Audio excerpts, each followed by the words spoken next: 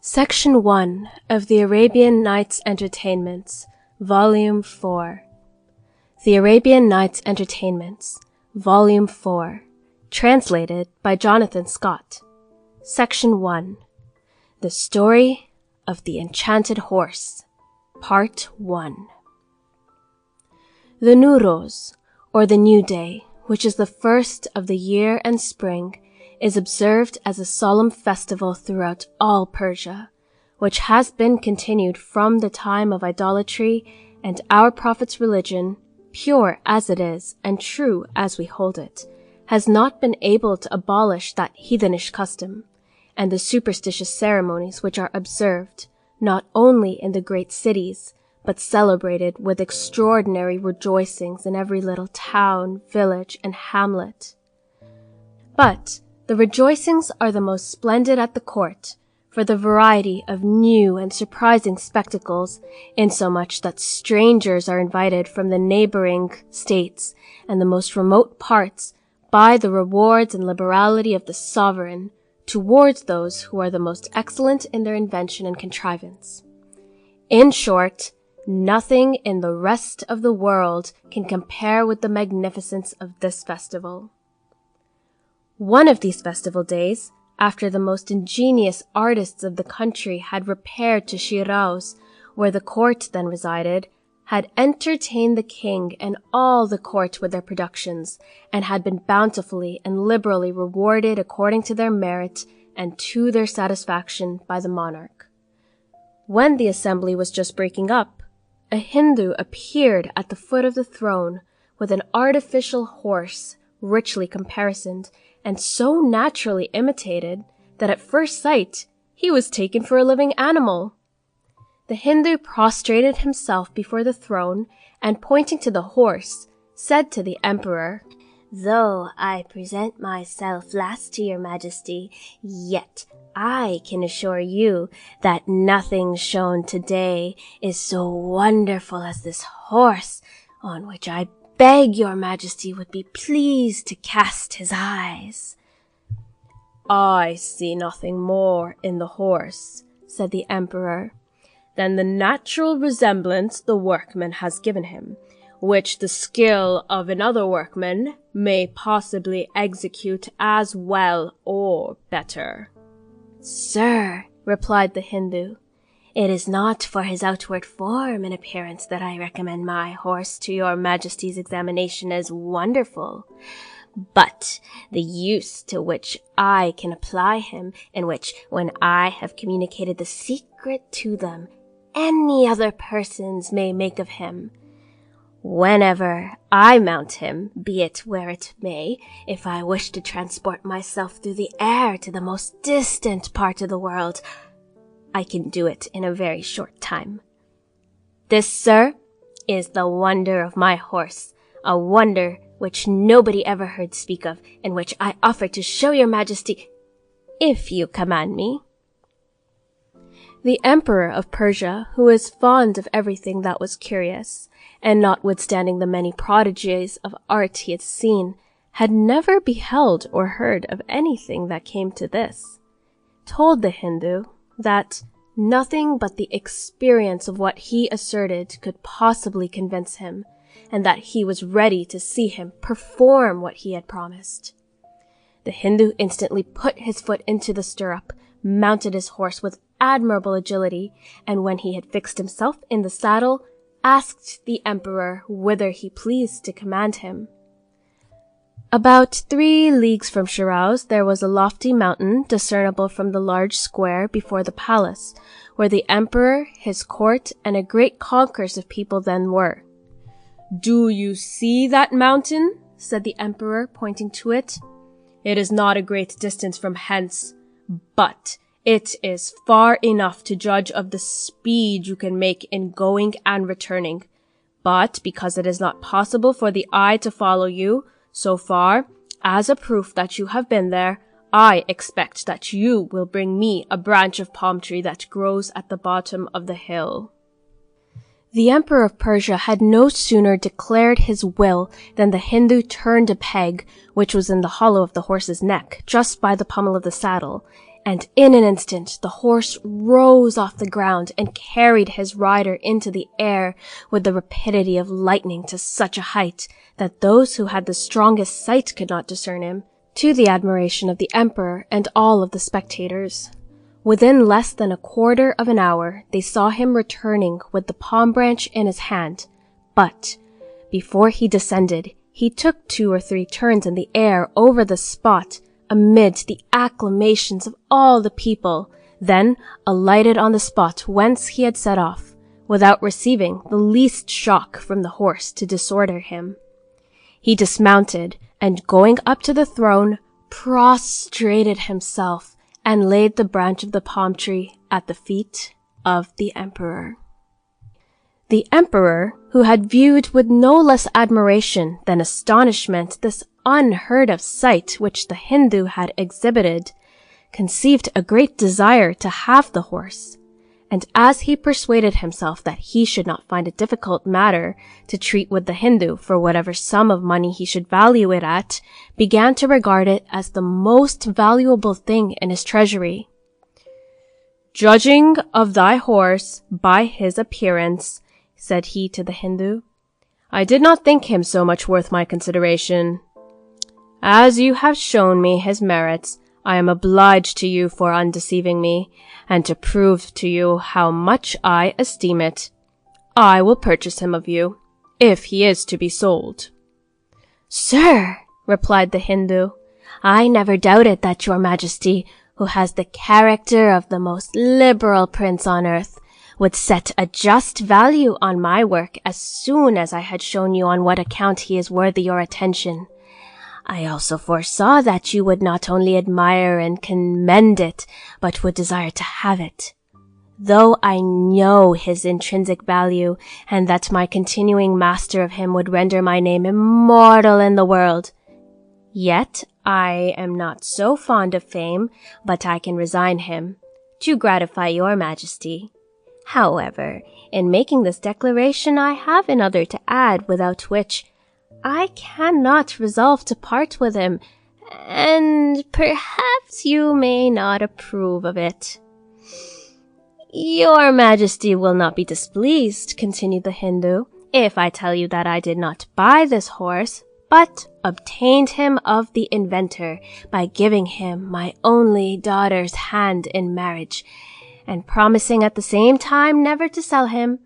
but if I parted with him to exchange him for something that I should value beyond all else." The Hindu was proceeding when at the word exchange,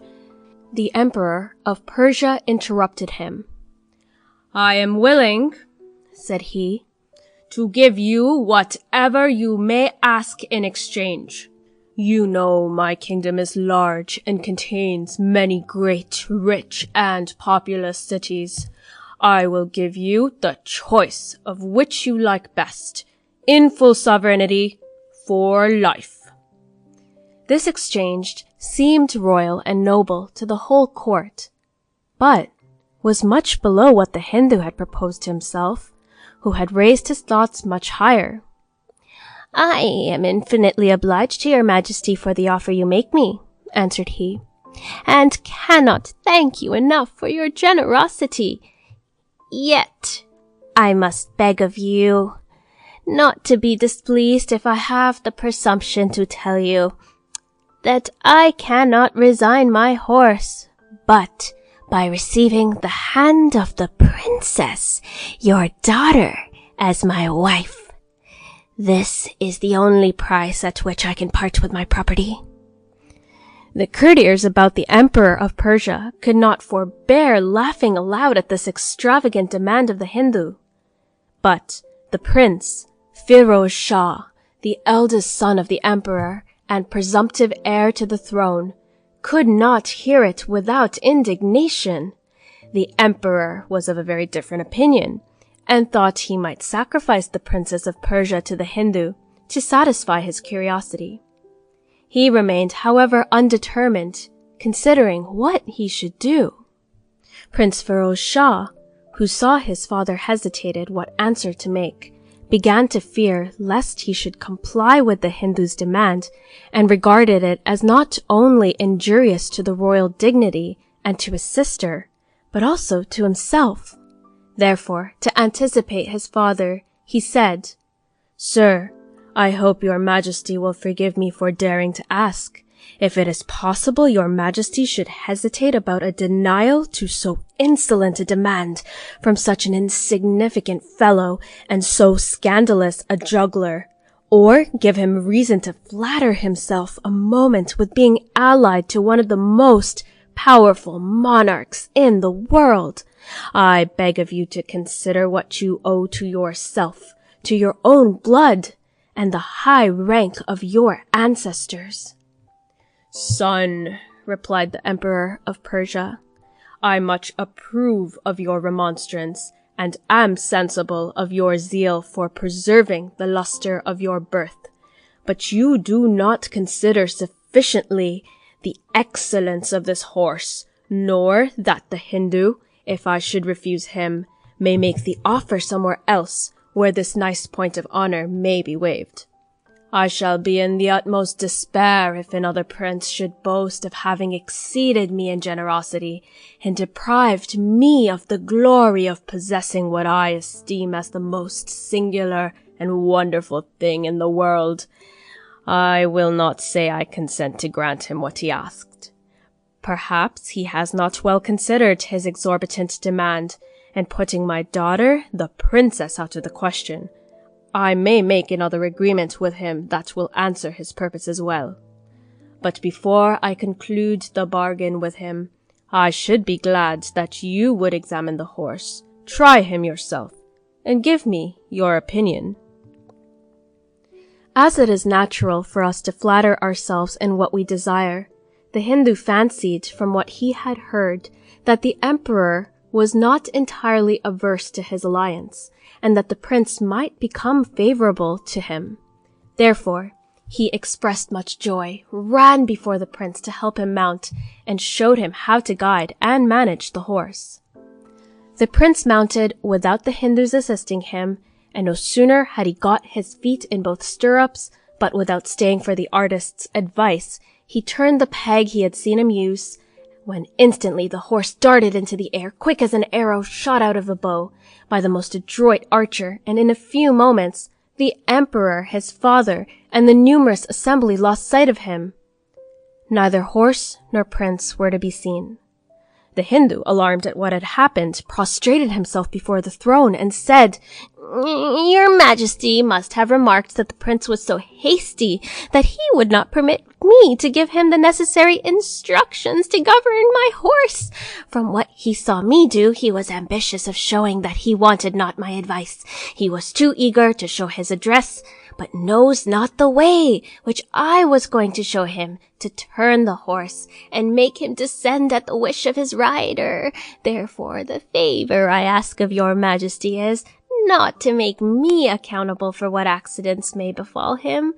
You are too just to impute to me any misfortune that may attend him." This address of the Hindu much surprised and afflicted the emperor, who saw the danger his son was to be in as inevitable, if, as the Hindu said, there was a secret to bring him back different from that which carried him away, and asked in a passion why he did not call him the moment he ascended. "Sir," answered the Hindu, "your Majesty saw as well as I with what rapidity the horse flew away.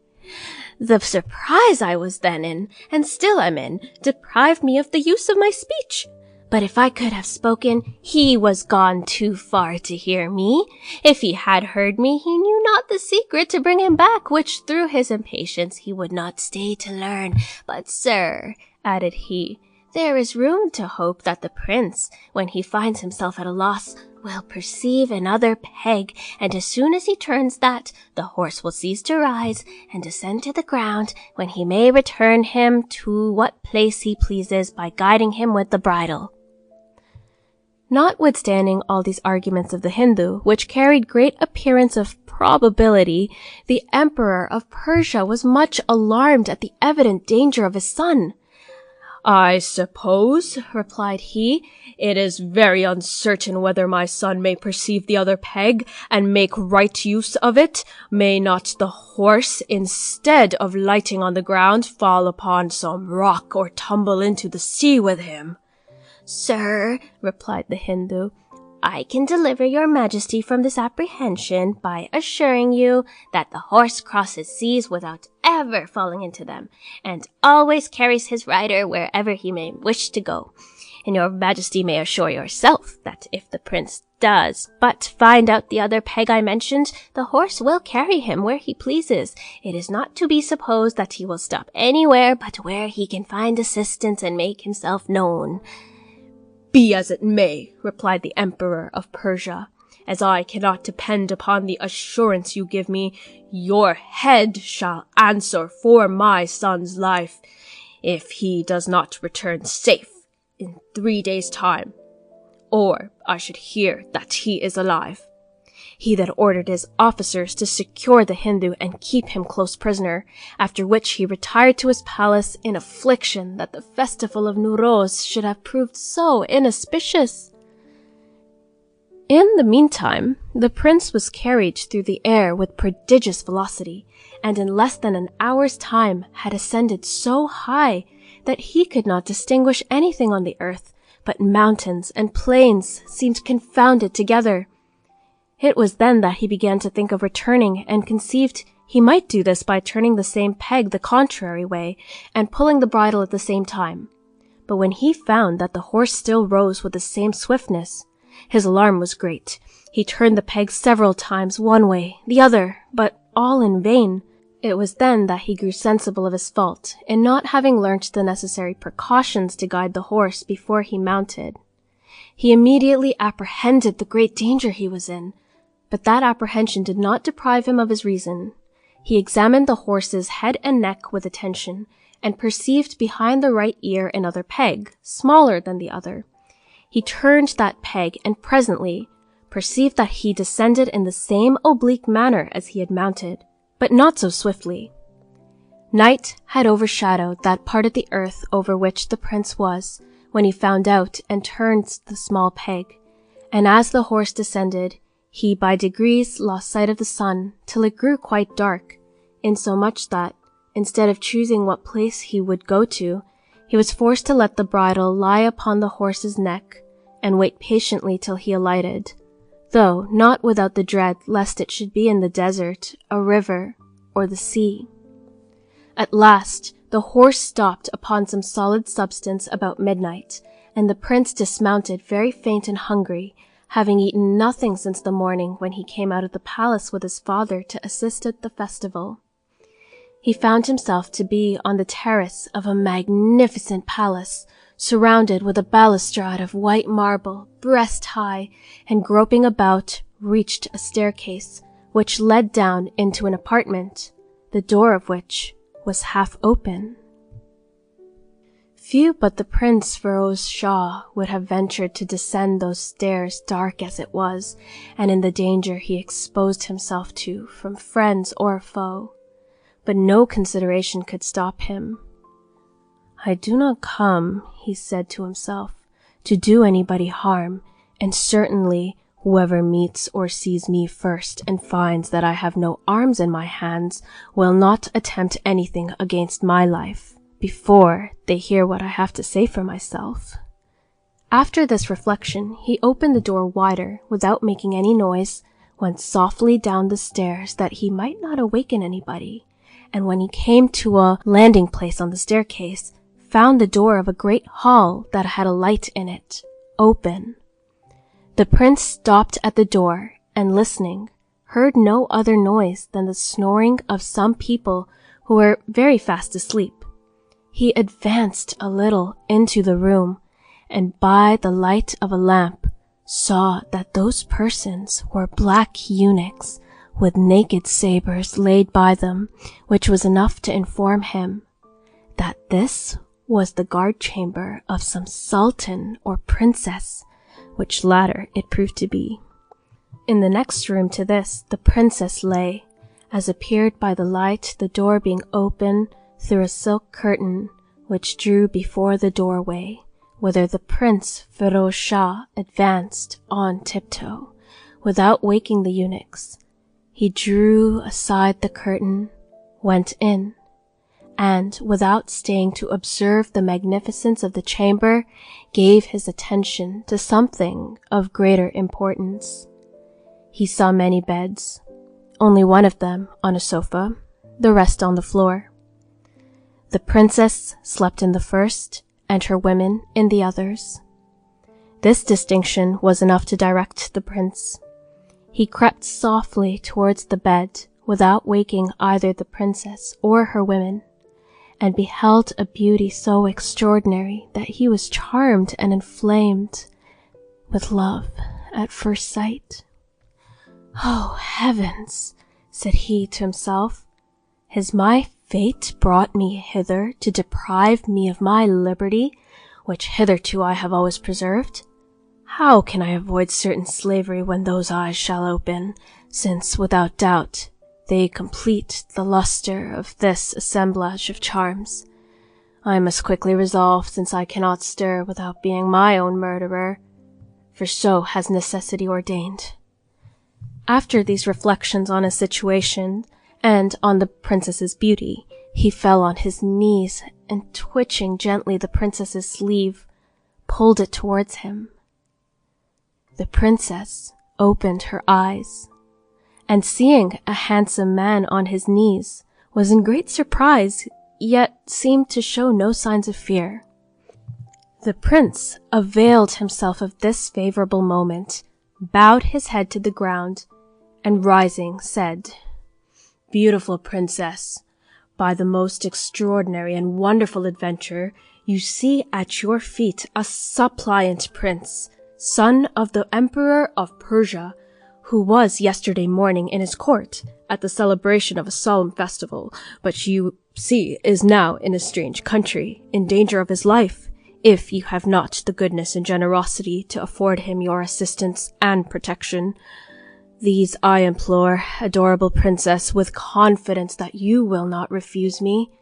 I have the more ground to persuade myself, as so much beauty and majesty cannot entertain inhumanity."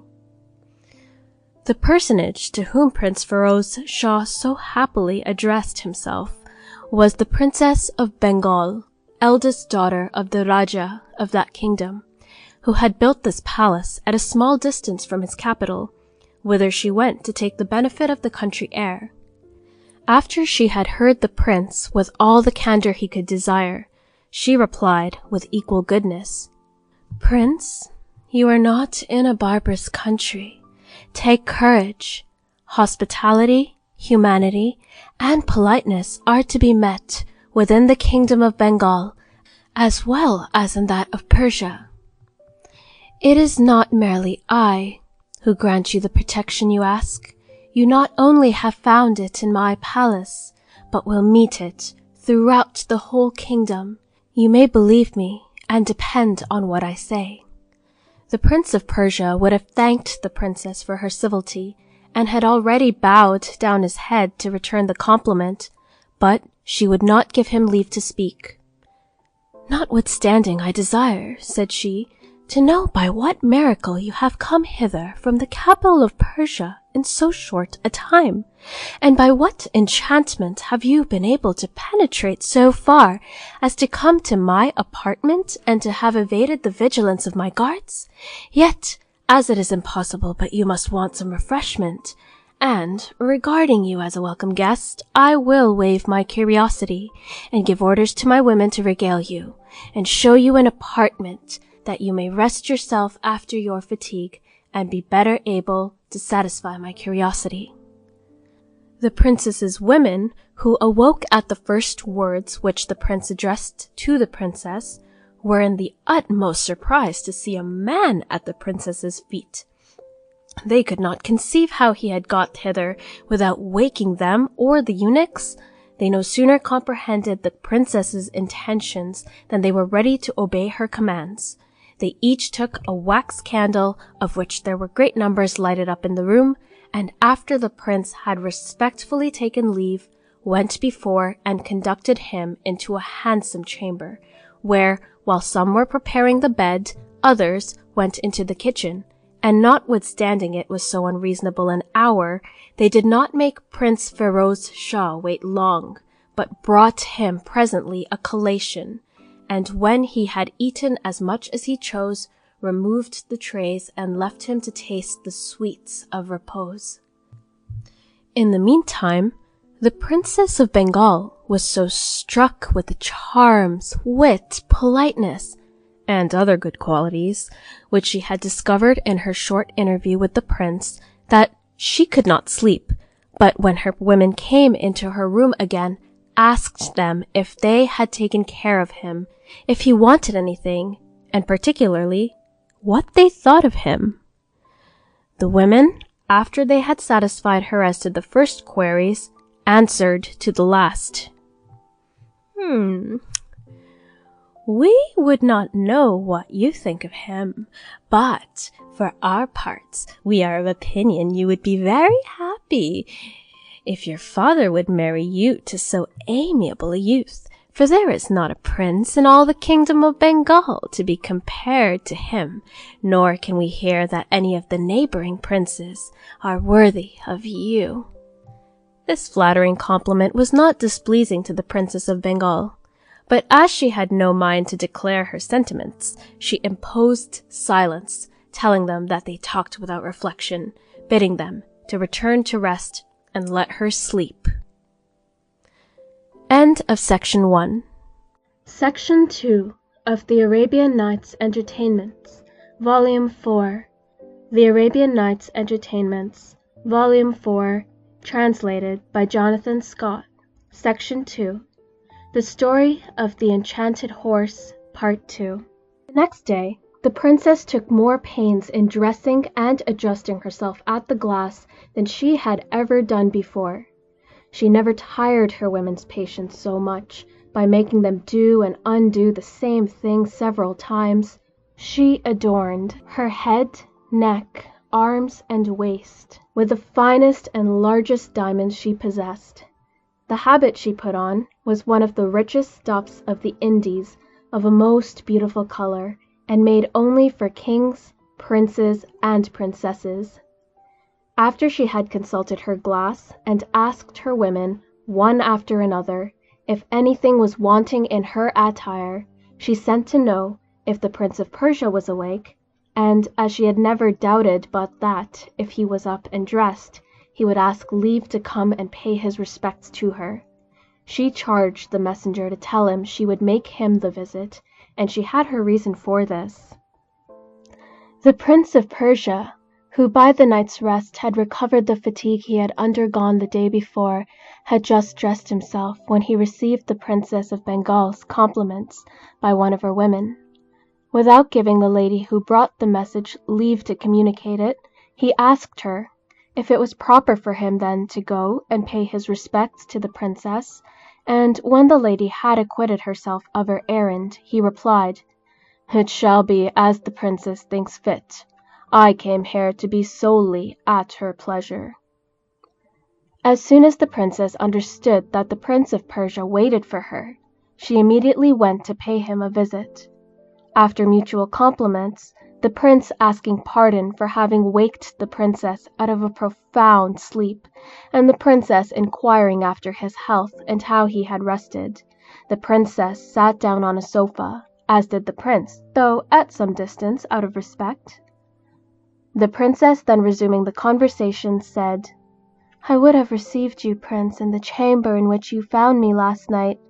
but as the chief of my eunuchs has the liberty of entering it, and never comes further without my leave from my impatience to hear the surprising adventure which procured me the happiness of seeing you, I chose to come hither, that we may not be interrupted. Therefore, I beg of you to give me the satisfaction which will highly oblige me." Prince Feroz Shah, to gratify the Princess of Bengal, began with describing the festival of the Nowruz, and mentioned the shows which had amazed the court of Persia and the people of Shiraz. Afterwards he came to the enchanted horse, the description of which, with the account of the wonders which the Hindu had performed before so august an assembly, convinced the princess that nothing of that kind could be imagined more surprising in the world. "You may think, charming princess," continued the Prince of Persia, "that the emperor, my father, who cares not what he gives for anything that is rare and curious, would be very desirous to purchase such a curiosity." He asked the Hindu what he would have for him, who made an extravagant reply, telling him that he had not bought him, but taken him in exchange for his only daughter, and could not part with him but on the like condition, which was to have his consent to marry the princess, my sister. The crowd of courtiers who stood about the emperor, my father, hearing the extravagance of this proposal, laughed loudly. I, for my part, conceived such great indignation that I could not disguise it, and the more because I saw that my father was doubtful what answer he should give. In short, I believe he would have granted him what he asked if I had not represented to him how injurious it would be to his honor. Yet my remonstrance could not bring him entirely to quit his decision of sacrificing the princess, my sister, to so despicable a person. He fancied he should bring me over to his opinion if once I could comprehend it, as he imagined he did, the singular worth of this horse. With this view, he would have me mount and make a trial of him myself. To please my father, I mounted the horse, and as soon as I was upon his back, put my hand on a peg, as I had seen the Hindu do before, to make the horse mount into the air, without stopping to take instructions of the owner for his guidance or descent. The instant I touched the peg, the horse ascended as swift as an arrow shot out of a bow, and I was presently at such a distance from the earth that I could not distinguish any object. From the swiftness of the motion I was for some time unapprehensive of the danger to which I was exposed. When I grew sensible of it, I endeavored to turn the peg the contrary way, but the experiment would not answer my expectation, for still the horse rose and carried me a greater distance from the earth. At last I perceived another peg, which I turned, and then I grew sensible that the horse descended towards the earth, and presently found myself so surrounded with darkness that it was impossible for me to guide the machine. In this condition, I laid the bridle on his neck and trusted myself to the will of God to dispose of my fate. At length the horse stopped, I got off his back, and examining whereabouts I might be, perceived myself on the terrace of this palace, and found the door of the staircase half open. I came softly down the stairs, and seeing a door open, put my head into the room, perceived some eunuchs asleep, and great light in an adjoining chamber. The necessity I was under, notwithstanding the inevitable danger to which I should be exposed if the eunuchs had waked, inspired me with the boldness, or rather rashness, to cross that room to get to the other. It is needless, added the prince, to tell you the rest, since you are not unacquainted with all that passed afterwards. But I am obliged in duty to thank you for your goodness and generosity, and to beg of you to let me know how I may show my gratitude. According to the law of nations, I am already your slave, and cannot make you an offer of my person. There only remains my heart. But alas, princess, what do I say? My heart is no longer my own. Your charms have forced it from me, but in such a manner that I will never ask for it again, but yield it up, give me leave, therefore, to declare you mistress both of my heart and inclination. These last words of the prince were pronounced with such an air and tone that the Princess of Bengal never doubted of the effects she had expected from her charms. Neither did she seem to resent the precipitate declaration of the Prince of Persia. Her blushes served but to heighten her beauty, and render her more amiable in his eyes. As soon as she had recovered herself, she replied, "Prince, you have given me sensible pleasure by telling me your wonderful adventure, but on the other hand, I can hardly forbear shuddering when I think on the height you were in the air, and though I have the good fortune to see you here, safe and well, I was in pain till you came to that part where the horse fortunately descended upon the terrace of my palace. The same thing might have happened in 1,000 other places. I am glad that chance has given me the preference to the whole world, and of the opportunity of letting you know that it could not have conducted you to any place where you could have been received with greater pleasure. But, Prince, continued she, I should think myself offended if I believed that the thought of you mentioned of being my slave was serious, and that it did not proceed from your politeness rather than from the sincerity of sentiment, for by the reception I gave you yesterday, you might assure yourself you are here as much at liberty as in the midst of the court of Persia. As to your heart, added the princess in a tone which showed nothing less than a refusal, as I am persuaded that you have not lived so long without disposing of it, and that you could not fail of making a choice of a princess who deserves it, I should be sorry to give you an occasion to be guilty of infidelity to her. Prince Firouz Shah would have protested that when he left Persia, he was master of his own heart, but at that instant one of the princess's ladies-in-waiting came to tell her that a collation was served up.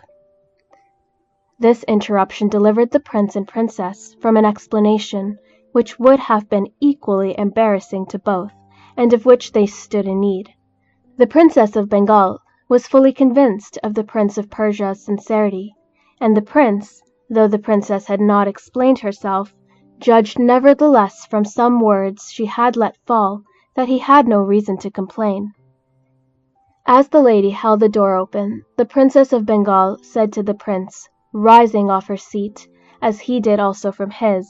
I am not used to eat so early, but as I fancied you might have had but an indifferent supper last night, I ordered breakfast to be got ready sooner than ordinary. After this compliment she led him into a magnificent hall, where a cloth was laid covered with great plenty of choice and excellent viands, and as soon as they were seated, many beautiful slaves of the princess, richly dressed, began a most agreeable concert of vocal and instrumental music, which lasted the whole time of eating. This concert was so sweet and well managed that it did not in the least interrupt the prince and princess's conversation. The prince served the princess with the choicest of everything, and strove to outdo her in civility, both by words and actions, which she returned with many new compliments, and in this reciprocal commerce of civilities and attentions, love made a greater progress in both than a concerted interview would have promoted. When they rose, the princess conducted the prince into a large and magnificent saloon, embellished with paintings in blue and gold and richly furnished. They were both sat down in a balcony, which afforded a most agreeable prospect into the palace garden, which Prince Firouz Shah admired for the vast variety of flowers, shrubs, and trees, which are full as beautiful as those of Persia, but quite different. Here, taking the opportunity of entering into conversation with the princess, he said, I always believed, madam, that no part of the world but Persia afforded such stately palaces and beautiful gardens. But now I see that other great monarchs know as well how to build mansions suitable to their power and greatness, and if there is a difference in the manner of building, there is none in the degree of grandeur and magnificence. Prince, replied the Princess of Bengal,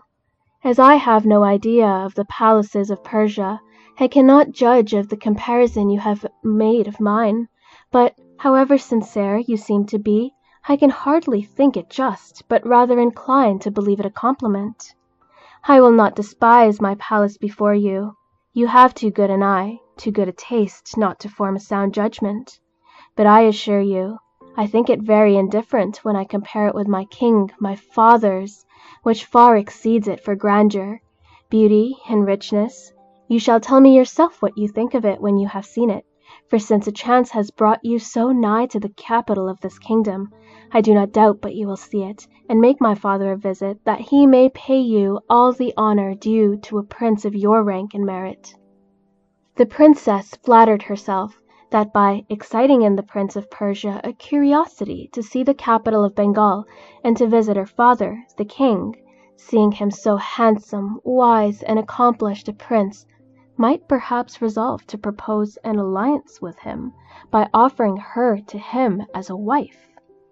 And as she was well persuaded, she was not indifferent to the prince, and that he would be pleased with the proposal. She hoped to attain to the utmost of her wishes, and preserve all the decorum becoming a princess who would appear resigned to the will of her king and father. But the Prince of Persia did not return her an answer according to her expectation. "Princess," he replied, "the preference which you give the King of Bengal's palace to your own is enough to induce me to believe it much exceeds it. And as to the proposal of my going and paying my respects to the king, your father, I should not only do myself a pleasure, but an honor. But judge, Princess, yourself. Would you advise me to present myself before so great a monarch like an adventurer without attendants and a train suitable to my rank?" "Prince," replied the princess, "let not that give you any pain. If you will but go, you shall want no money to have what train and attendants you please. I will furnish you. And we have traders here of all nations in great numbers, and you may make choice of as many as you please to form your household." Prince Firoz Shah penetrated the Princess of Bengal's intention, and this sensible mark of her love still augmented his passion, which, notwithstanding its violence, made him not forget his duty. Without any hesitation he replied, "Princess, I should most willingly accept of the obliging offer you make me, for which I cannot sufficiently show my gratitude, if the uneasiness my father must feel on account of my absence did not prevent me. I should be unworthy of the tenderness he has always had for me if I should not return as soon as possible to calm his fears. I know him so well that, while I have the happiness of enjoying the conversation of so lovely a princess,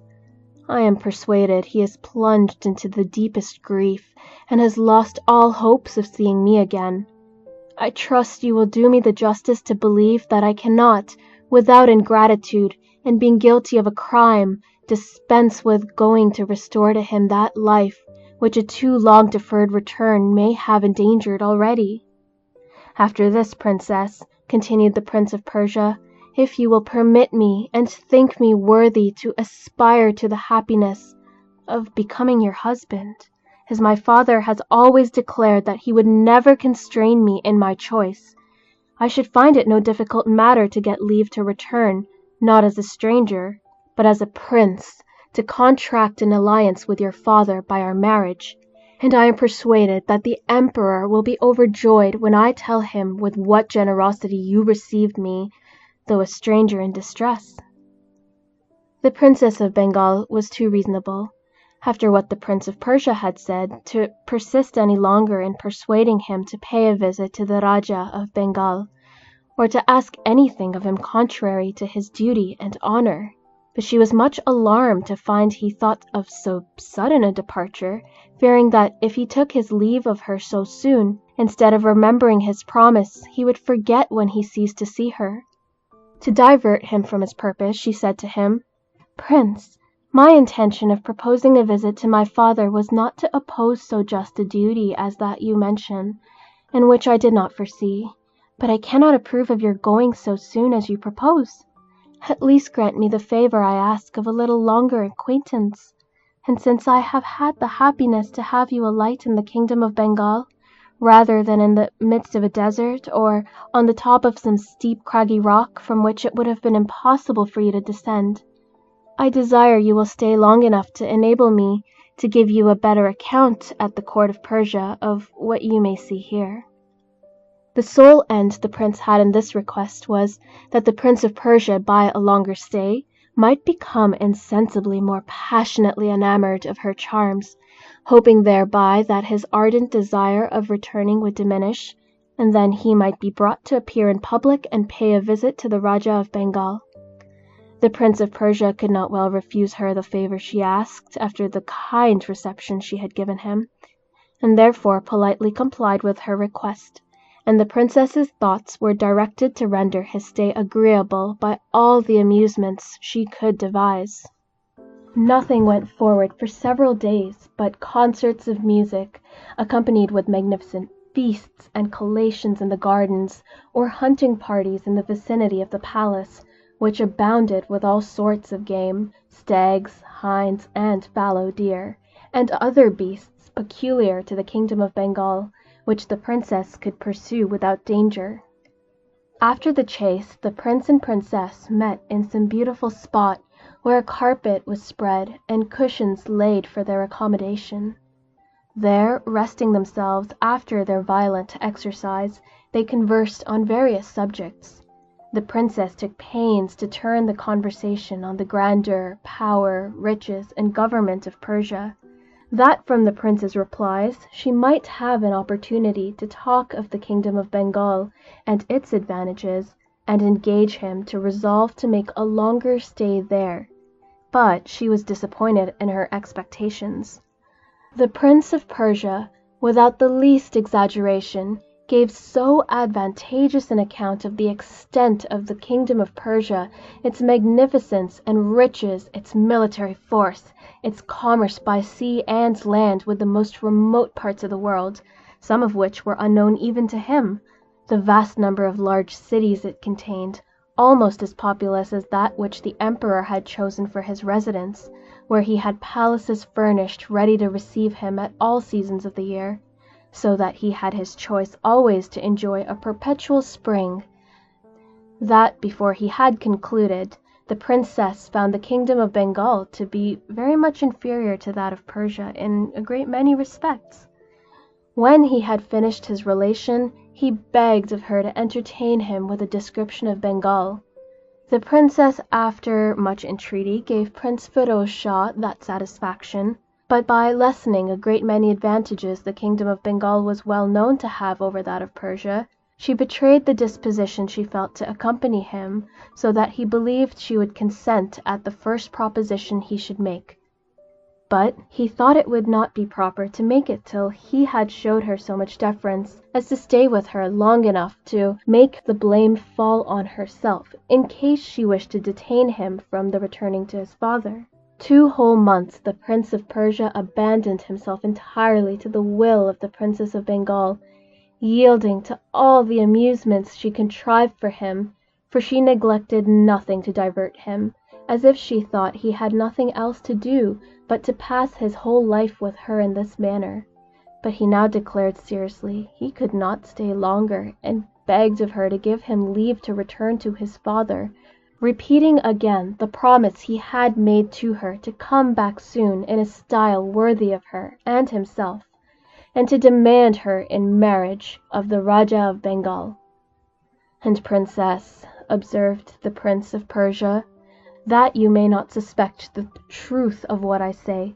and that by my asking this permission you may not rank me among those false lovers who forget the object of their affection as soon as absent from them, to show that my passion is real and not feigned, and that life cannot be pleasant to me when absent from so lovely a princess, whose love to me I cannot doubt is mutual. I would presume, were I not afraid you would be offended at my request, to ask the favor of taking you along with me." As the prince saw that the princess blushed at these words, without any mark of anger he proceeded and said, "Princess, as for my father's consent and the reception he will give you, I venture to assure you he will receive you with pleasure into his alliance, and as for the Rajah of Bengal, after all the love and tender regard he has always expressed for you, he must be the reverse of what you have described him, an enemy to your repose and happiness, if he should not receive in a friendly manner the embassy which my father will send to him for his approbation of our marriage." The princess returned no answer to this address of the Prince of Persia, but her silence and eyes cast down were sufficient to inform him that she had no reluctance to accompany him into Persia. The only difficulty she felt was that the prince knew not well enough how to govern the horse, and she was apprehensive of being involved with him in the same difficulty as when he first made the experiment. But the prince soon removed her fear. by assuring her she might trust herself with him, for that, after the experience he acquired, he defied the Hindu himself to manage him better. She thought therefore only of concerting measures to get off with him so secretly that nobody belonging to the palace should have the least suspicion of their design. End of Section 2. Section 3 of The Arabian Nights, Volume 4. The Arabian Nights Entertainment, Volume 4. Translated by Jonathan Scott. Section 3. The Story of the Enchanted Horse, Part 3. The next morning, a little before daybreak, when all the attendants were asleep, they went upon the terrace of the palace. The prince turned the horse towards Persia, and placed him where the princess could easily get up behind him, which she had no sooner done, and was well settled with her arms about his waist for her better security, than he turned the peg, when the horse mounted into the air, and making his usual haste under the guidance of the prince, in 2 hours' time the prince discovered the capital of Persia. He would not alight at the great square from whence he had set out, nor in the palace, but directed his course towards a pleasure house at a little distance from the capital.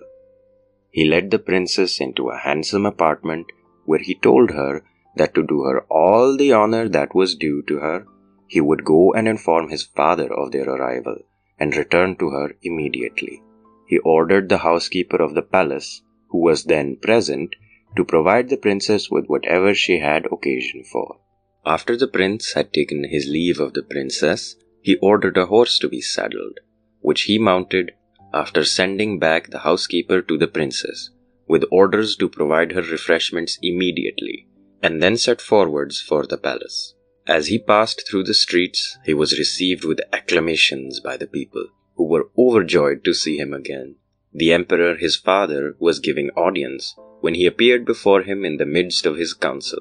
He received him with ecstasy, and embracing him with tears of joy and tenderness, asked him what was become of the Hindu's horse. This question gave the prince an opportunity of describing the embarrassment and danger he was in when the horse ascended into the air, and how he had arrived at last at the Princess of Bengal's palace, the kind reception he had met with there, and that the motive which had induced him to stay so long with her was the affection she had shown him. Also, that after promising to marry her, he had persuaded her to accompany him to Persia. "But sir," added the prince,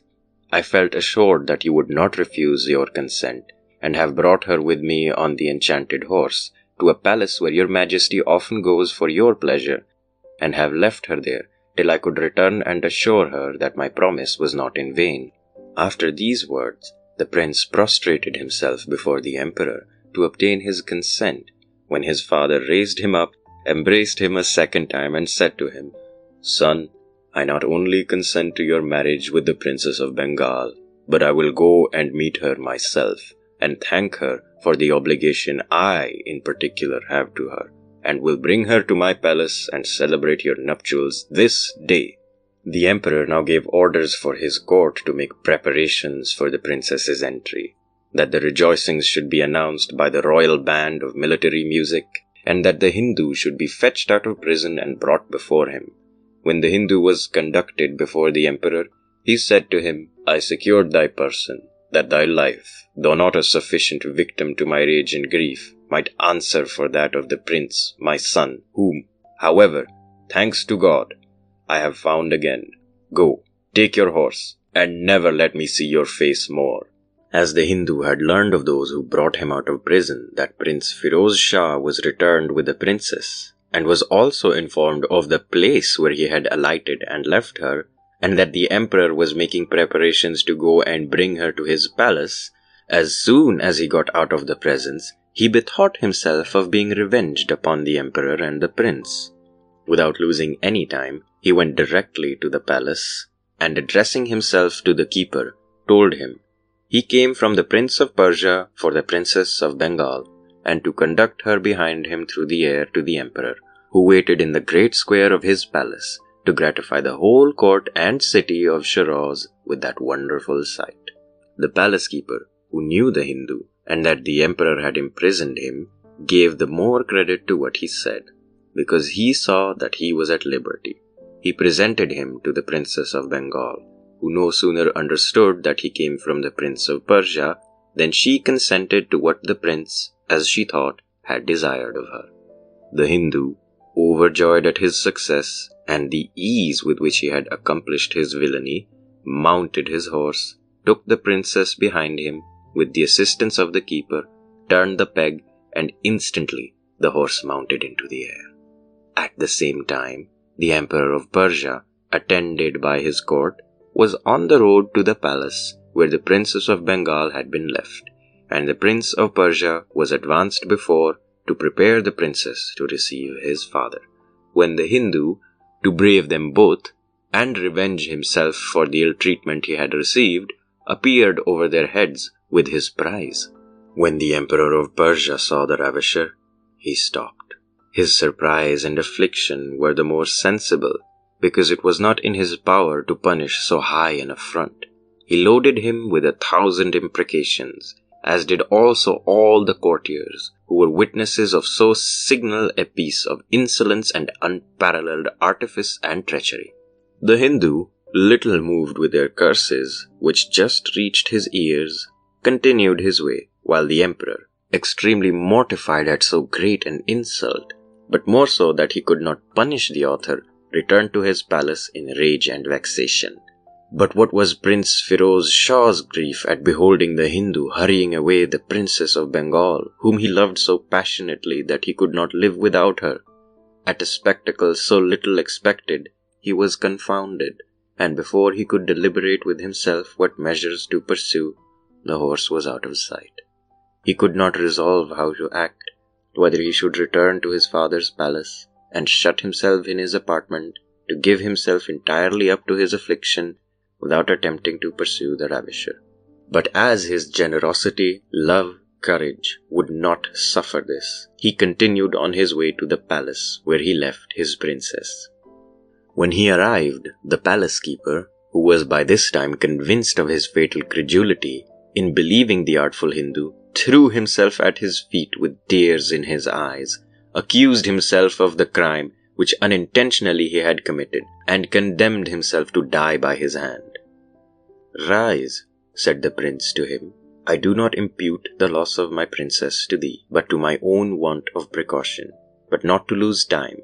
fetch me a dervish's habit, and take care you do not give the least hint that it is for me." Not far from this palace there stood a convent of dervishes, the superior of which was the palace keeper's particular friend.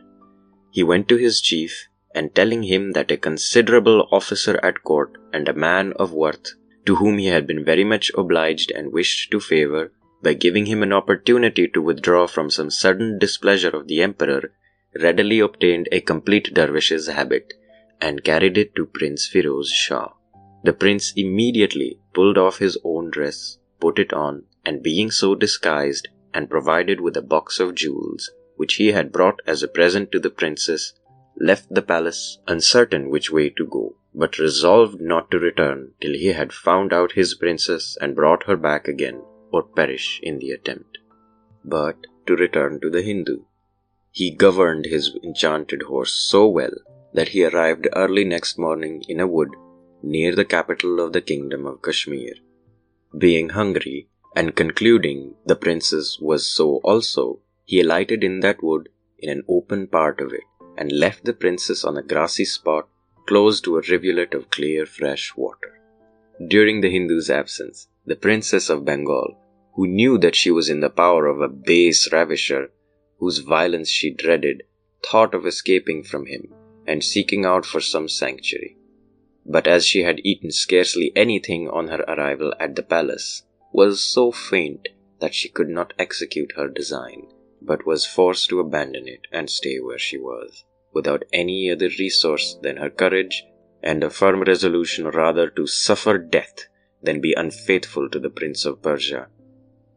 When the Hindu arrived, she did not wait to be entreated, but ate with him, and recovered herself enough to answer with courage to the insolent language he now began to hold to her. After many threats, as she saw that the Hindu was preparing to use violence, she rose up to make resistance, and by her cries and shrieks drew towards him a company of horsemen, which happened to be the Sultan of Kashmir and his attendants, who, as they were returning from hunting, happily for the Princess of Bengal, passed through that part of the wood and ran to her assistance at the noise she made. The Sultan addressed himself to the Hindu, demanded who he was, and wherefore he ill-treated the lady. The Hindu, with great impudence, replied that she was his wife, and what had anyone to do with his quarrel with her?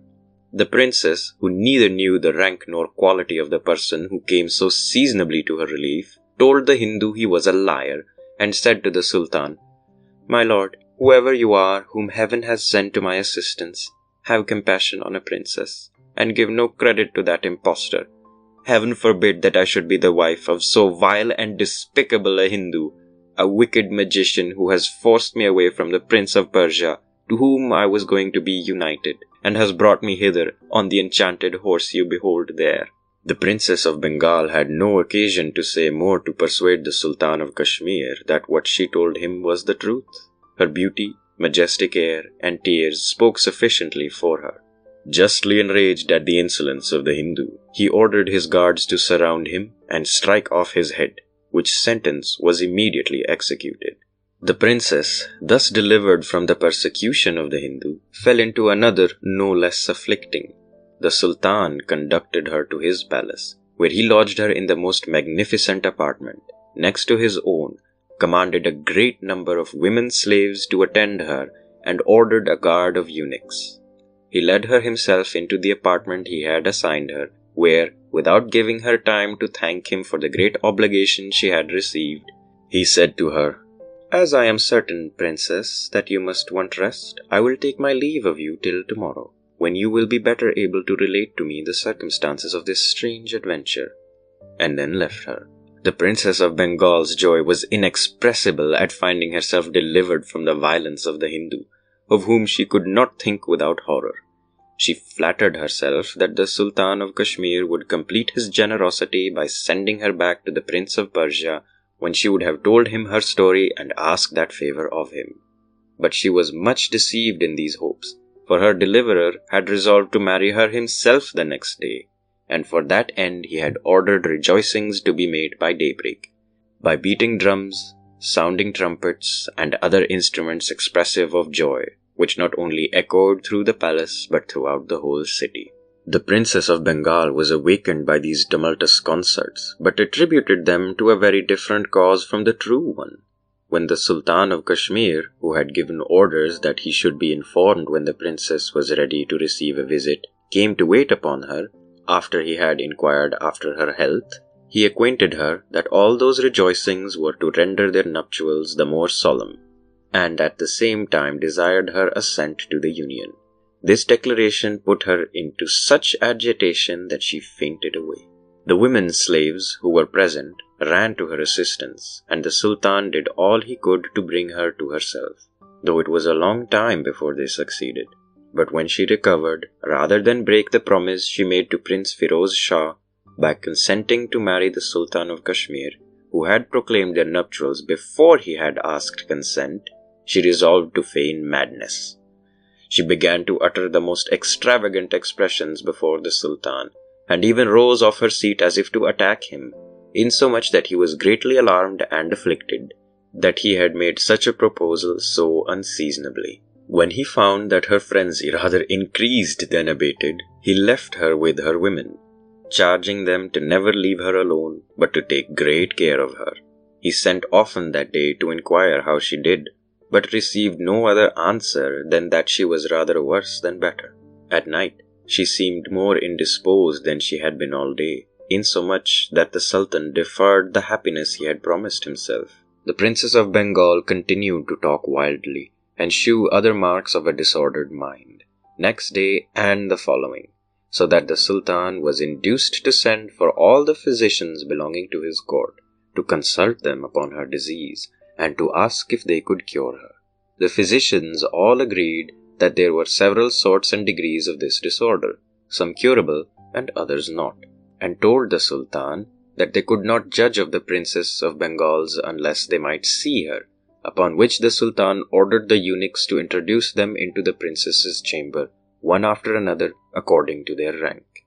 The princess, who foresaw what would happen, and feared that if she let the physicians feel her pulse, the least experienced of them would soon know that she was in good health, and that her madness was only feigned, flew into such a well-dissembled rage and passion that she appeared ready to injure those who came near her, so none of them durst approach her. Some, who pretended to be more skillful than the rest, and boasted of judging of diseases only by sight, ordered her some potions, which she made the less difficulty to take, well knowing she could be sick or well at pleasure, and that they could do her no harm. When the Sultan of Kashmir saw that his court physicians could not cure her, he called in the most celebrated and experienced of the city, who had no better success. Afterwards, he sent for the most famous in the kingdom, who met with no better reception than the others from the princess, and what they prescribed had no effect. Afterwards, he dispatched expresses to the courts of neighboring sultans, with the princess's case to be distributed amongst the most famous physicians, with the promise of a munificent reward to any of them who should come and effect her cure. Various physicians arrived from all parts and tried their skill, but none could boast of better success than their predecessors, or of restoring the princess's faculties, since it was a case that did not depend on medicine, but on the will of the princess herself. During this interval, Firoz Shah, disguised in the habit of a dervish, travelled through many provinces and towns, involved in grief, and endured excessive fatigue, not knowing which way to direct his course, or whether he might not be pursuing the very opposite road from what he ought, in order to hear the tidings he was in search of. He made diligent inquiry after her at every place he came to, till at last, passing through a city of Hindustan, he heard the people talk much of a princess of Bengal who ran mad on the day of the intended celebrations of her nuptials with the Sultan of Kashmir. At the name of the Princess of Bengal, and supposing that there could exist no other Princess of Bengal than her upon whose account he had undertaken his travels, he hastened towards the kingdom of Kashmir, and upon his arrival at the capital took up his lodging at a khan, where the same day he was informed of the story of the princess, and the fate of the Hindu magician, which he had so richly deserved. From the circumstances, the prince was convinced that she was the beloved object he had sought so long. Being informed of all these particulars, he provided himself against the next day with a physician's habit, and having let his beard grow during his travels, he passed the more easily for the character he assumed, went to the palace, impatient to behold his beloved, where he presented himself to the chief of the officers, and observed modestly that perhaps it might be looked upon as a rash undertaking to attempt the cure of the princess after so many had failed, but that he hoped some specifics from which he had experienced success might effect the desired relief. The chief of the officers told him that he was welcome, that the Sultan would receive him with pleasure, and that if he should have the good fortune to restore the princess to her former health, he might expect a considerable reward from his master's liberality. "Stay a moment," added he, "I will come to you again immediately." Some time had elapsed since any physician had offered himself, and the Sultan of Kashmir, with a great grief, had begun to lose all hope of ever seeing the princess restored to health, that he might marry, and shew how much he loved her. He ordered the officer to introduce the physician he had announced. The Prince of Persia was presented, when the Sultan, without wasting time in superfluous discord, after having told him the Princess of Bengal could not bear the sight of a physician without falling into most violent transports, which increased her malady, conducted him into a closet, from whence, through a lattice, he might see her without being observed. There Firoz Shah beheld his lovely princess, sitting melancholy, with tears in her eyes, and singing an air in which she deplored her unhappy fate, which had deprived her, perhaps forever, of the object she loved so tenderly. The prince was sensibly affected at the melancholy condition in which he found his dear princess, but he wanted no other signs to comprehend that her disorder was feigned, or that it was for love of him that she was under so grievous an affliction. When he came out of the closet, he told the Sultan that he had discovered the nature of the princess's complaint, and that she was not incurable, but added withal that he must speak with her in private and alone, as notwithstanding her violent agitation at the sight of physicians, he hoped she would hear and receive him favourably. the Sultan ordered the princess's chamber door to be opened, and Firoz Shah went in. As soon as the princess saw him, taking him by his habit to be a physician, she rose up in a rage, threatening him and giving him the most abusive language. He made directly towards her, and when he was nigh enough for her to hear him, for he did not wish to be heard by anyone else, said to her in a low voice, "Princess, I am not a physician, but the Prince of Persia, and am come to procure you your liberty." The princess, who knew the sound of the voice, and the upper features of his face, notwithstanding he had let his beard grow so long, grew calm at once, and a secret joy and pleasure overspread her face, the effect of seeing the person so much desired so unexpectedly. Her agreeable surprise deprived her for some time of the use of speech, and gave Firoz Shah time to tell her as briefly as possible how despair had seized him when he saw the Hindu carry her away, the resolution he afterwards had taken to leave everything to find her out, and to never return home till he had regained her out of the hands of the perfidious wretch, and by what good fortune, at last, after a long and fatiguing journey, he had the satisfaction to find her in the palace of the Sultan of Kashmir. He then desired the princess to inform him of all that happened to her, from the time she was taken away till that moment when he had the happiness to converse with her, telling her that it was of the greatest importance to know this, that he might take the most proper measures to deliver her from the tyranny of the Sultan of Kashmir. The princess informed him how she was delivered from the Hindu's violence by the Sultan, as he was returning from hunting, how she was alarmed the next day by a declaration he had made of his precipitate design to marry her, without even the ceremony of asking her consent, that this violent and tyrannical conduct put her into a swoon, after which she thought she had no other way than what she had taken, to preserve herself for a prince to whom she had given her heart and faith, or die rather than marry the Sultan, whom she neither loved nor could ever love. The Prince of Persia then asked her if she knew what became of the horse after the death of the Hindu magician, to which she answered that she knew not what orders the Sultan had given, but supposed after the account she had given him of it, he would take care of it as a curiosity. As Firoz Shah never doubted but that the Sultan had the horse, he communicated to the princess his design of making use of it to convey them both into Persia, and after they had consulted together on the measure they should take, they agreed that the princess should dress herself the next day and receive the Sultan civilly, but without speaking to him. The Sultan of Kashmir was overjoyed when the Prince of Persia stated to him what effect his first visit had had towards the cure of the princess.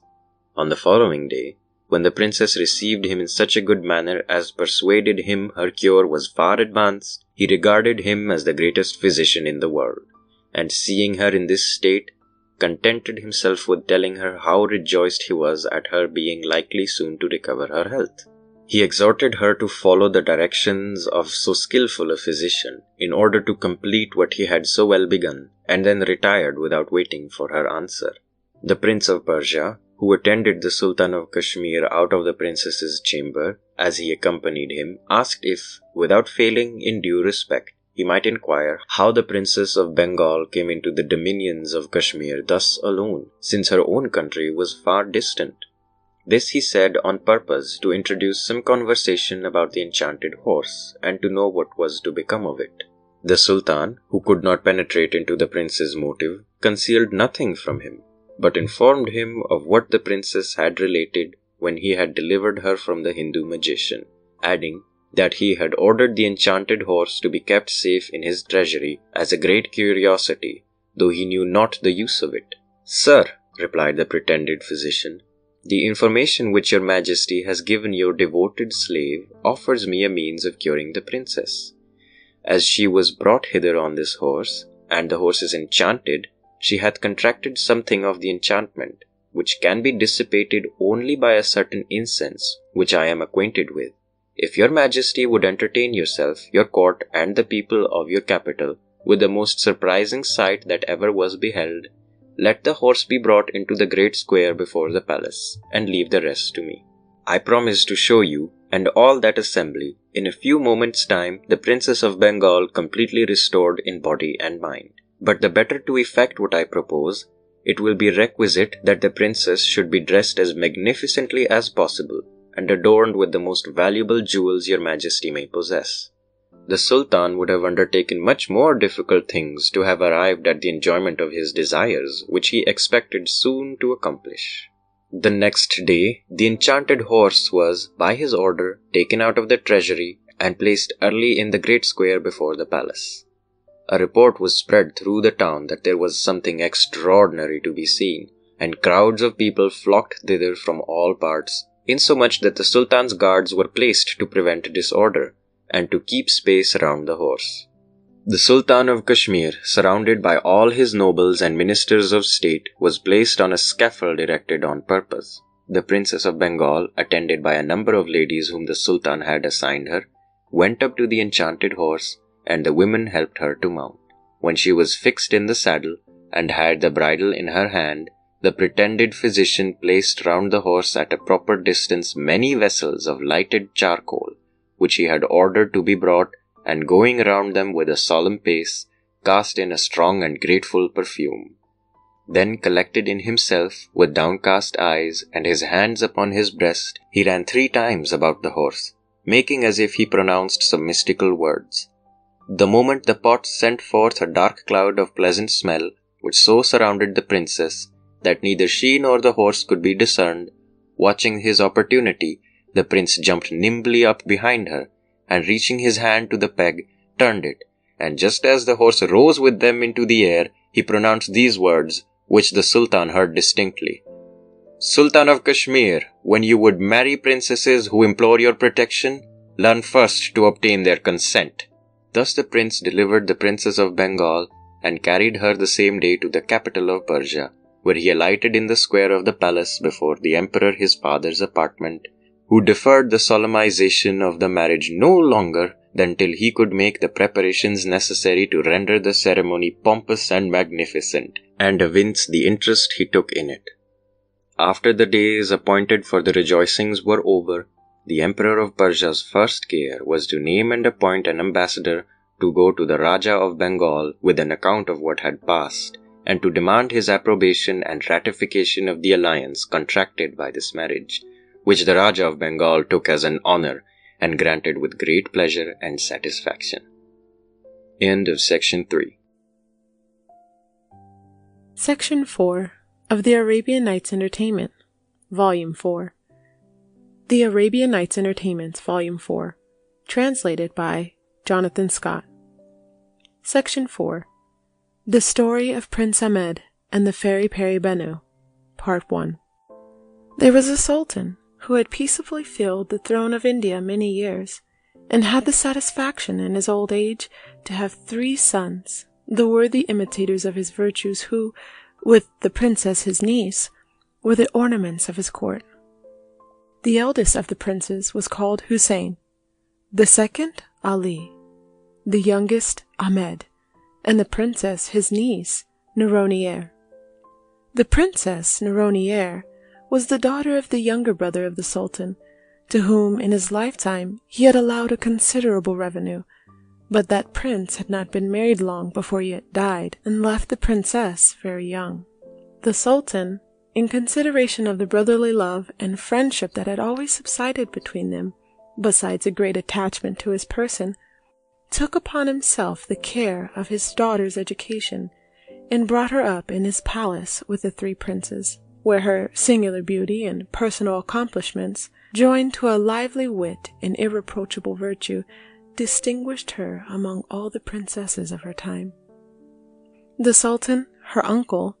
proposed to marry her when she arrived at a proper age, and by that means to contract an alliance with some neighboring prince, and was thinking seriously on the subject, when he perceived that the 3 princes, his sons, loved her passionately. This gave him much concern,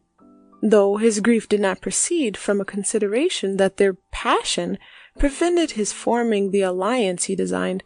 but the difficulty he foresaw to make them agree, and that the 2 youngest should consent to yield her up to the eldest brother. He spoke to each of them apart, and remonstrated the impossibility of one princess being the wife of 3 persons, and the troubles they would create if they persisted in their attachment. He did all that he could to persuade them to abide by a declaration of the princess in favor of one of them, or to desist from their pretensions, to think of other matches which he left them free liberty to choose, and suffer her to be married to a foreign attachment. But as he found them obstinate, he sent for them all together and said, "My children, since I have not been able to dissuade you from aspiring to marry the princess your cousin, and as I have no inclination to use my authority, I give her to one in preference to his brothers. I trust I have thought of an expedient which will please you all, and preserve harmony among you, if you will but hear me, and follow my advice. I think it would not be amiss if you were to travel separately into different countries, so that you might not meet each other. And as you know, I am very curious, and delight in everything that is rare and singular. I promise my niece in marriage to him who shall bring me the most extraordinary rarity. Chance may lead you to form your own judgment of the singularity of the thing which you bring, by the comparison you make of them, so that you will have no difficulty to do yourself justice by yielding the preference to him who has deserved it. And for the expense of travelling, I will give each of you the sum suited to your rank. And for the purchase of the rarity you shall search after, which shall not be laid out in equipage and attendance, as much display by discovering who you are would not only deprive you of the liberty to acquaint yourself of your judge, but prevent your observing those things which may merit your attention, and may be most useful to you." As the three princes were always submissive and obedient to the Sultan's will, and each flattered himself fortune might prove favorable to him and give him possession of the Princess Nouronnihar, they all consented to the proposal. The Sultan gave them the money he promised, and that very day they issued orders for the preparations for their travels, and took leave of their father, that they might be ready to set out early next morning. They all went out at the same gate of the city, each dressed like a merchant, attended by a trusty officer, habited as a slave, and well mounted and equipped. They proceeded the first day's journey together, and slept at a caravansary where the road divided into 3 different tracks. At night, when they were at supper together, they all agreed to travel for a year, to make their present lodging their rendezvous, and that the first who came should wait for the rest, that as they had all 3 taken leave together of the Sultan, they might return in company. The next morning, by break of day, after they had embraced and wished each other reciprocally good success, they mounted their horses and took each a different road. Prince Hussein, the eldest brother, who had heard wonders of the extent, power, riches, and splendor of the kingdom of Bisnagar, bent his course towards the Indian coast, and after 3 months traveling, joining himself to different caravans, sometimes over deserts and barren mountains, and sometimes through populous and fertile countries, arrived at Bisnagar, the capital of the kingdom of that name, and the residence of its Maharaja. He lodged at a khan appointed for foreign merchants, and having learnt that there were 4 principal divisions where merchants of all sorts kept their shops, in the midst of which stood the castle, or rather the Maharaja's palace, on a large extent of ground, as the center of the city, surrounded by 3 courts, and each gate distant 2 leagues from the other, he went to one of these quarters the next day. Prince Hussein could not view this quarter without admiration. It was large, divided into several streets, all vaulted and shaded from the sun, but yet very light. The shops were of all the same size and proportion, and all who dealt with the same sort of goods, as well as all the artists of the same profession, lived in one street. The number of shops, stocked with all kinds of merchandises, such as the finest linens from several parts of India, some painted in the most lively colors and representing men, landscapes, trees, and flowers, silks and brocades from Persia, China, and other places, porcelain from Japan and China, foot carpets of all sizes, surprised him so much that he knew not how to believe his eyes. But when he came to the shops of the goldsmiths and jewelers, for those two trades were exercised by the same merchants, he was in a kind of ecstasy at beholding such prodigious quantities of wrought gold and silver, and was dazzled by the luster of the pearls, diamonds, rubies, emeralds, and other precious stones exposed to sale. But if he was amazed at seeing so many treasures in one place, he was much more surprised when he came to judge the wealth of the whole kingdom, by considering that, except the Brahmins and the ministers of the idols, who profess a life retired from worldly vanity, there was not an Indian, man or woman, through the extent of the kingdom, but wore necklaces, bracelets, and ornaments about their legs and feet, made of pearls and precious stones, which appeared with a great luster, as they were blacks, which color admirably set off their brilliancy. Another object which Prince Hussein particularly admired was the great number of flower sellers who crowded the streets. For the Indians are such great lovers of flowers that not one will stir without a nosegay of them in his hand, or a garland of them on his head. And the merchants kept them in pots in their shops, so that the air of the whole quarter, however extensive, is perfectly perfumed.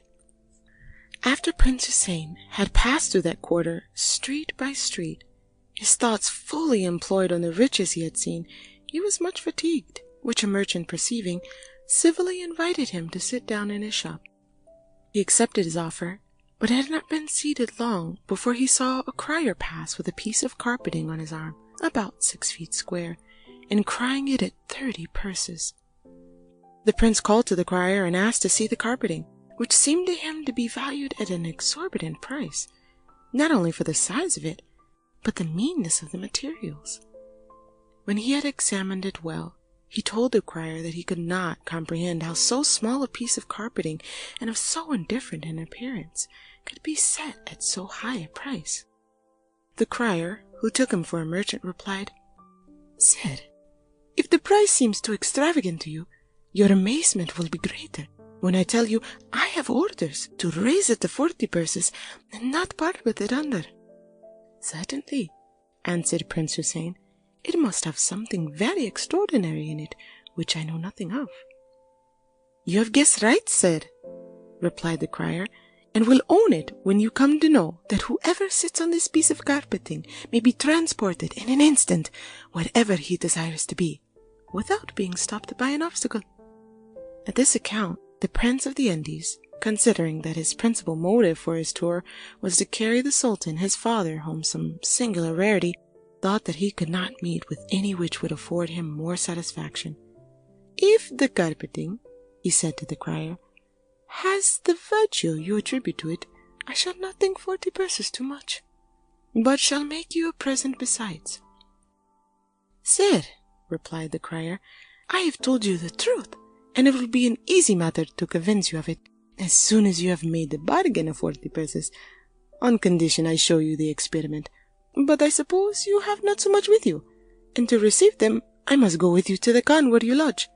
With the leave of the master of the shop, we will go to the back warehouse, where I will spread the carpeting, and when we have both sat down, and you have formed the wish to be transported into your apartment at the khan, if we are not conveyed thither, it shall be no bargain, and you shall be at your liberty. As for your present, as I am paid for my trouble by the seller, I shall receive it as a favor, and feel much obligated by your liberality."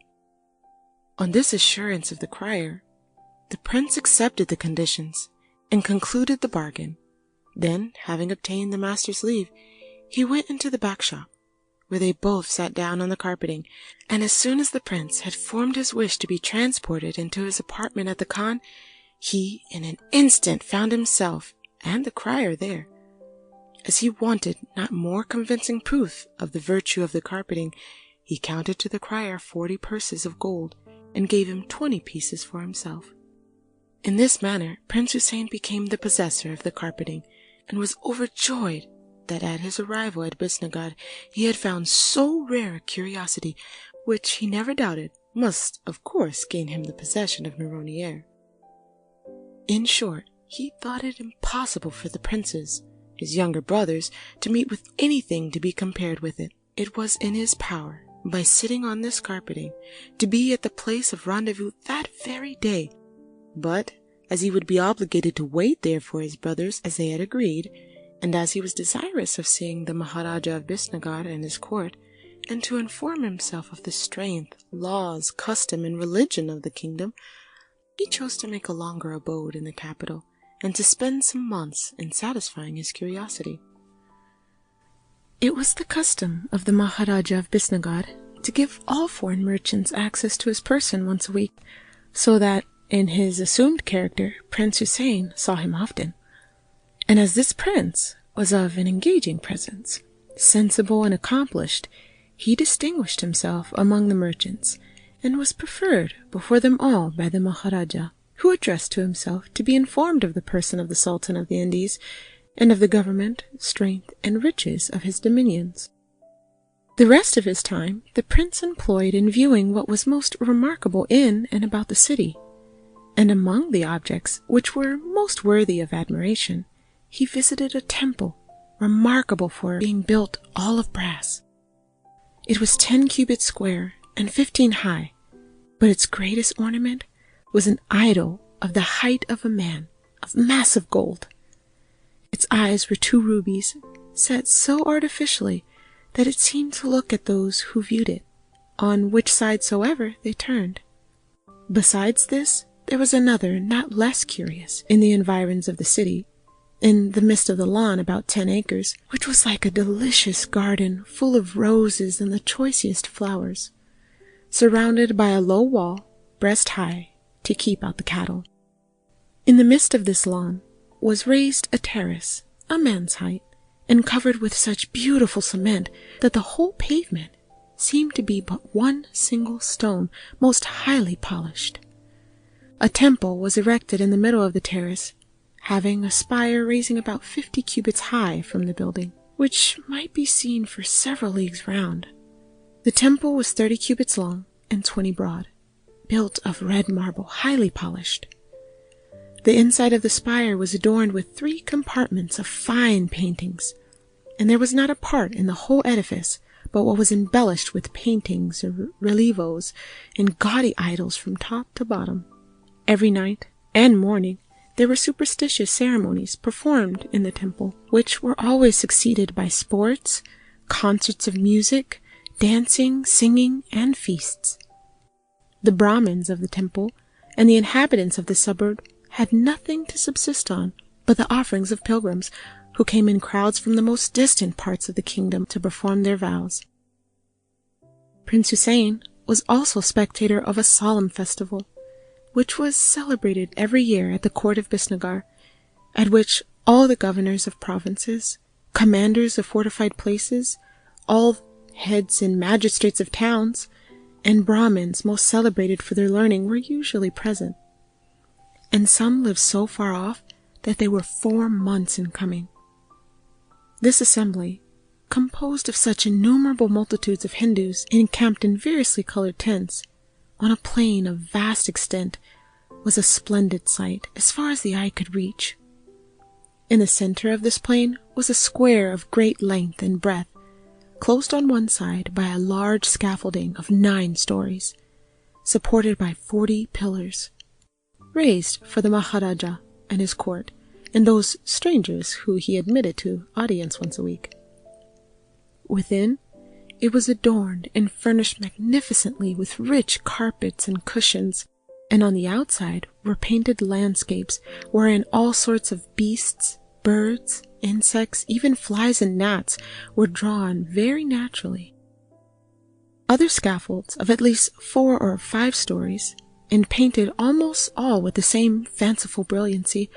formed the other 3 sides. But what was more particular in these scaffolds, they could turn and make them change their font so as to present different decorations to the eye every hour.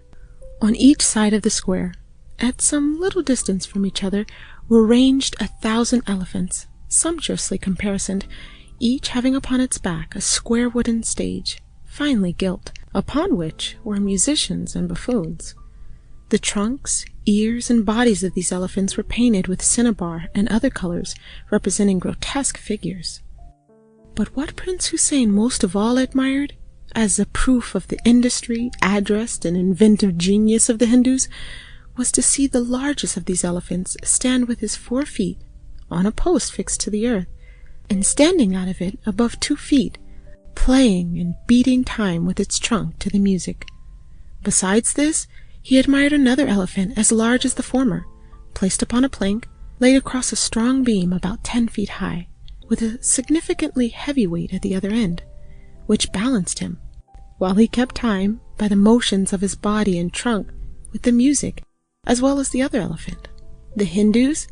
after having fastened on the counterpose, had drawn the other end of the board down to the ground and made the elephant get upon it. Prince Hussein might have had a longer stay in the kingdom and court of Bisnagar,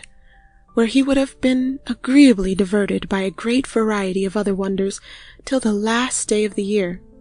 whereon he and his brothers had appointed to meet, but he was so well satisfied with what he had seen, and his thoughts ran so much upon the object of his love, that after such success in meeting with his carpet, reflecting on the beauty and charms of the Princess Nouronnier, increased every day the violence of his passion, and he fancied he should be the more easy and happy the nearer he was to her. After he had satisfied the master of the Khan for his apartment,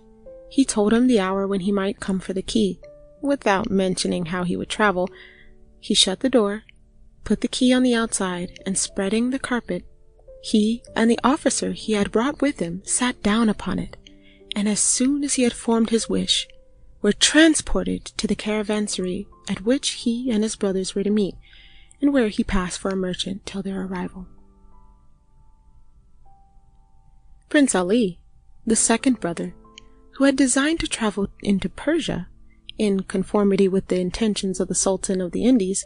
took that road, having 3 days after he parted with his brothers joined a caravan,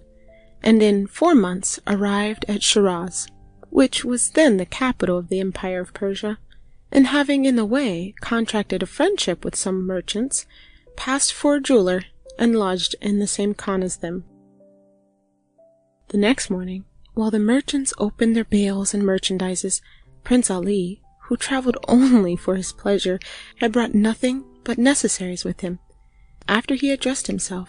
took a walk into the quarter of the town where they sold precious stones, gold and silver works, brocades, silks, fine linens, and other choice and valuable articles, and which was at Shiraz called the Byzantine. It was a spacious and well-built street, arched over, within the arcades of which were shops. Prince Ali soon rambled through the Byzantine, and with admiration judged of the riches of the palace by the prodigious quantities of the most precious merchandises exposed to view. But among the criers who passed backwards and forwards with several sorts of goods, offering to sell them, he was not a little surprised to see one who held in his hand an ivory tube of about 1 foot in length and about 1 inch thick, which he cried at 40 purses. At first he thought the crier mad, and to inform himself went to the shop and said to the merchant who stood at the door, "Pray, sir, is not that man," pointing to the crier, who cried the ivory tube at 40 purses, "mad? If he is not, I am much deceived." "Indeed, sir," answered the merchant, "he was in his right senses yesterday, and I can assure you he is one of the ablest criers we have, and the most employed of any, as being to be confided in when anything valuable is to be sold. And if he cries the ivory tube at 40 purses, it must be worth as much, or more, on some account or another, which does not appear. He will come by presently, when we call for him, and you shall satisfy yourself. In the meantime, sit down on my sofa, and rest yourself." Prince Ali accepted the merchant's obliging offer, and presently afterwards the crier arrived. The merchant called him by his name, and pointed to the prince and said to him, "Tell that gentleman, who asked me if you were in your right senses, what you mean by crying that ivory tube, which seems not to be worth much, at 40 purses. I should indeed be much amazed myself, if I did not know you were a sensible man." The crier, addressing himself to Prince Ali, said, "Sir, you are not the only person that takes me for a madman on account of this tube. You shall judge yourself whether I am or no, when I have told you its property, and I hope you will value it at as high a price as those I have showed it to already, and who had as bad an opinion of me as you have. First, sir, pursued the crier, presenting the ivory tube to the prince, observe that this tube is furnished with glass at both ends. By looking through one of them, you will see whatever object you wish to behold. I am, said the prince, ready to make you all proper reparation for the reflection I cast upon you, if you can make the truth of what you advance appear. And, as he had the ivory tube in his hand, after he had looked at the two glasses, he said, Show me at which of these ends I must look, and I may be satisfied. The crier presently showed him, and he looked through, wishing at the same time to see the Sultan, his father, whom he immediately beheld in perfect health, sitting on his throne in the midst of his council. Next, as there was nothing in the world so dear to him after the Sultan as the Princess Neronier, he wished to see her, and instantly beheld her laughing and in a gay humor with her women about her. Prince Ali wanted no other proof to persuade him that the tube was the most valuable article not only in the city of Shiraz, but in all the world, and believed that if he should neglect to purchase it, he should never meet with an equally wonderful curiosity. He said to the crier, I am very sorry that I have entertained so erroneous an opinion of you,